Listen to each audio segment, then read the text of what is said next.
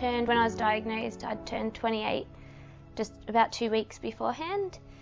And I'd gotten engaged about a month beforehand. We were building a new house and it was all pretty exciting and everything. I just gone back to uni and started studying, trying to do a law degree. I've put that on hold for a little while now. I came home from work one night with really bad stomach pains and it just progressively got worse. And then at about 9 o'clock I went up to the super clinic and she said, oh, I think maybe you're just constipated, but if the pain gets worse, go to emergency. When I was first diagnosed, because my bowel, one part of it was so sort of swollen, they had to put a stent through the tumour. And then I started chemo and I had 12 sessions of chemo, I think, to start with. And then I had a bowel resection. So now I've had the primary tumour completely removed.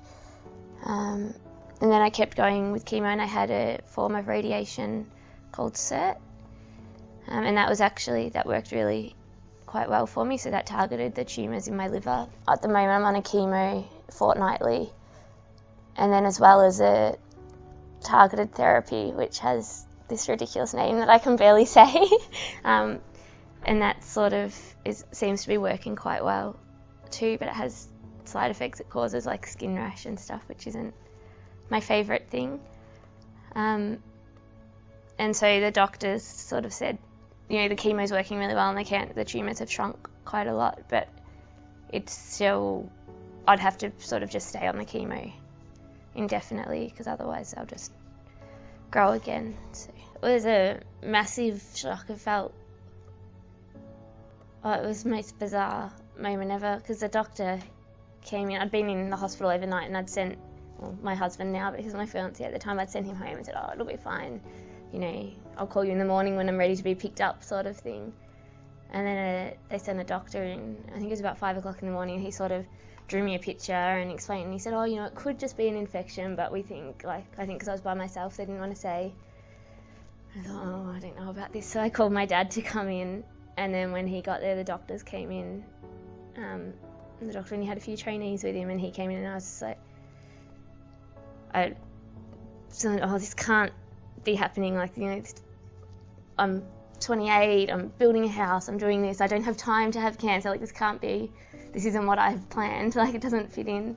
I guess not knowing, you're told you have cancer and you don't know, especially bowel cancer, I didn't know anything about it, it never ever occurred to me.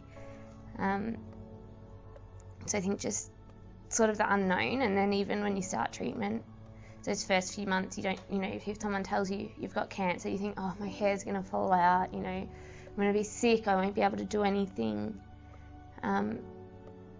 So it was it was horrible the first few months, not knowing, even once the treatment started, you didn't know how you were going to react to it and things, and whether or not it would be effective.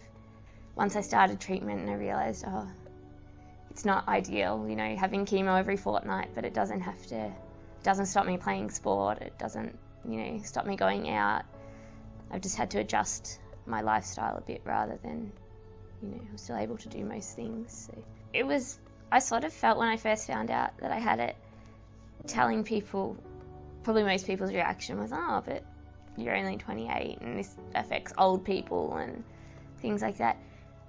And I know it sounds silly, part of me was, sometimes if I tell people, I'm like, oh, if I haven't seen them, if you're on the phone to someone or something, or to a doctor or something, you think, oh, they probably think, I'm some hugely unhealthy person who just sits around eating fast food. How else would a 28-year-old get it? So it's sort of, at first I felt a little bit embarrassed because I didn't know any other young people. Well, I didn't really know many people who had bowel cancer, full stop, but the people I did were all much older.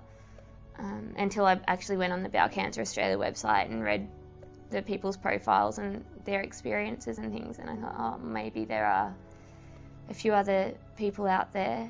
You're in your 20s and things, you go all the time.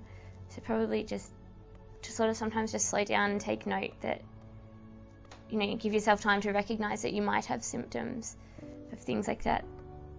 And you might think, oh, I'm too scared to go and get that test, and oh, that test could be embarrassing. And honestly, it might take like 5 minutes, and it's much better than if you let it go and then it turns out to be something sinister. When I was first diagnosed, I didn't know anything about it, so sort of turned to the internet, but was a bit tentative.